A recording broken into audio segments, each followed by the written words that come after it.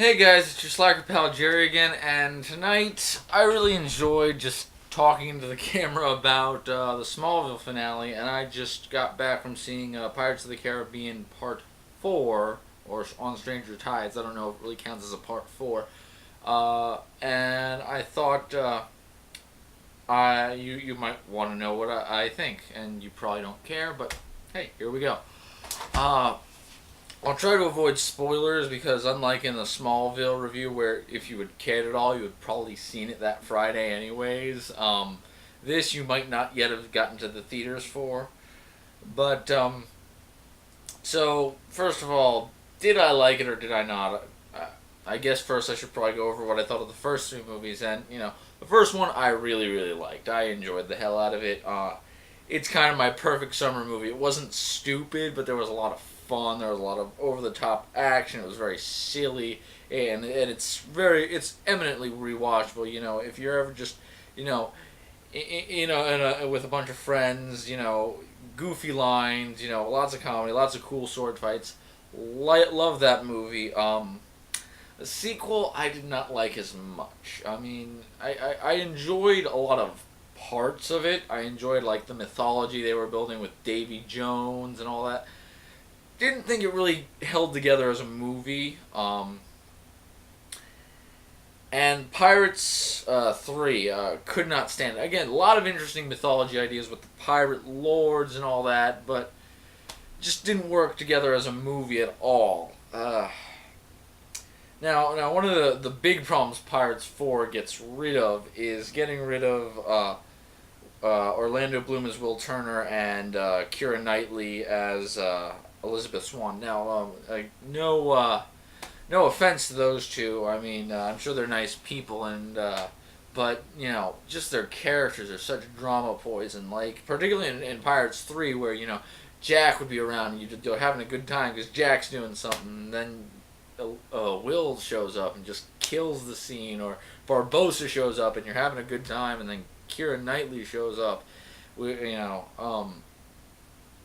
I did kind of like the idea behind Keira Knightley's character arc in the third movie, where she was kind of forced to become the Pirate Lord, but they never went anywhere with that, and unfortunately, they just had her sort of become in charge all of a sudden. But okay, Pirates 4. I liked it better than 2 and 3. Is it a good movie? I don't know. It's better than 2 and 3 at least. I enjoyed it at the very least. It falls into the same traps that the other pirate movies kind of fell into, though, where it's way too long. There are these scenes that just drag out. Like, you probably saw in the trailer, there's the scene where he's standing over the cliff. Spoilers right now. I just said I wouldn't do spoilers, but this is a tiny thing.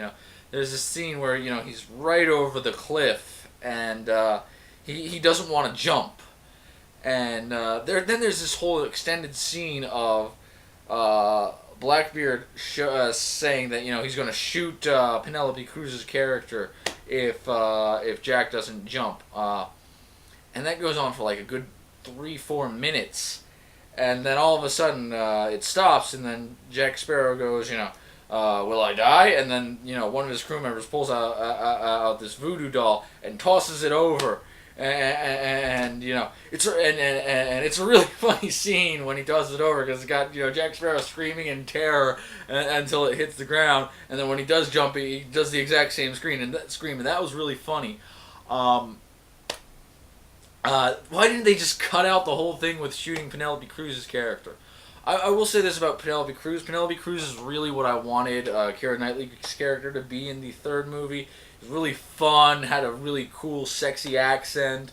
And also, this is probably the sexiest I've ever seen Penelope Cruz in a movie. I mean, she's a very attractive woman, don't get me wrong, but she was really smoking in this movie. Enough of my misogyny, but yeah, there's a bit too much of that time wasting, and there are these two characters. They don't have Will and Elizabeth, but they have these two characters who are just stand-ins for them, and every time it goes to them, I could just feel the audience's apathy come up. It was just like, oh, I thought we were away from this. This is what you were promising we weren't going to do, and that was a big disappointment.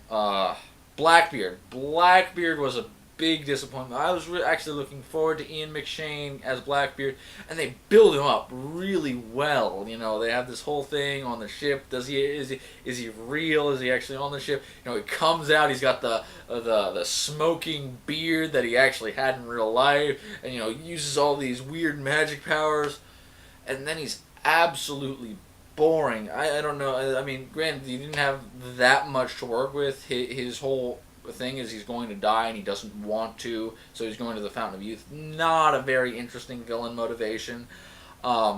And Ian McShane doesn't do a lot with it. Maybe if we had someone like, I don't know, Willem Dafoe, who did a lot with the Green Lantern, that Green Goblin, not the Green Lantern. Sorry, the Green Lantern trailer was in the movie. That's why I did that.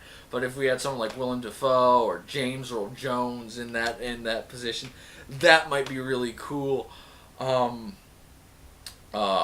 What else didn't work? I'll go over the things I didn't like first. Again, the big thing for me was just so much stuff. Just you get to the Fountain of Youth already. That was something that just there are points where it drags, and fortunately there are more points where it's just a lot of fun. But there are those draggy points, and that kind of derails the film a little. What did I like?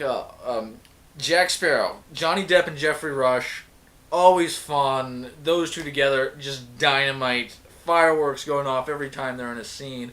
A lot of fun. Penelope Cruz as, I forget, Angelica, that was her name, I think. Angelica, again, everything Keira Knightley I wish was. A lot of fun. Real firework. Lots of action scenes. A sexy accent. Lots of jokes. Very clever. Does a lot of backstabbing. And those are always my favorite parts of the movies. 1 and 2 had a lot of them, 3 not so much, but what I liked was all the backstabbing going along in those two movies. That's always a lot of fun. Jack backstabbing Will to get his ship back, and Will backstabbing Jack to get Elizabeth back. All really good. The action was really good. Very well shot. The guy who did Chicago, which wasn't a bad movie, just didn't leave much of an impression on me. Shot this. Looks really good. What else did I like? Oh, the mermaids. The mermaids are awesome. And you might never see me say that about mermaids again. Let's see if I have it. Yeah. This is the one thing I have with mermaids in it. Felt really creepy buying this. But, the mermaids in this movie are actually really cool. Really creepy. Not in the weird sexualized way, but in a genuine horror way. And that's another thing the first two movies had that I like, is they had sort of that horror element at points. Like with the Pirates of the Caribbean one, you had those zombie pirates under the water creeping up. That was really cool. In Pirates 2, you had Davy Jones with the Cthulhu face, and him creeping up, smoking in the smoke coming out of the tentacles. That was really cool. Pirates 3 didn't have anything like that I remember. Just had Chow Yun-Fat being totally shafted. Oops, that was my entire opinion on Pirates 3 going out. The mermaids, really creepy. It had this weird Spider-Man web thing they shot out, really creepy with them lurking under the water, seducing the men. That was awesome. That was my favorite part of the movie. The action there was awesome. The build-up was great. The payoff was great. The entire scene was fantastic. I like Johnny Depp. I like Jeffrey Rush. I like Penelope Cruz. I already went over them. The action is really good.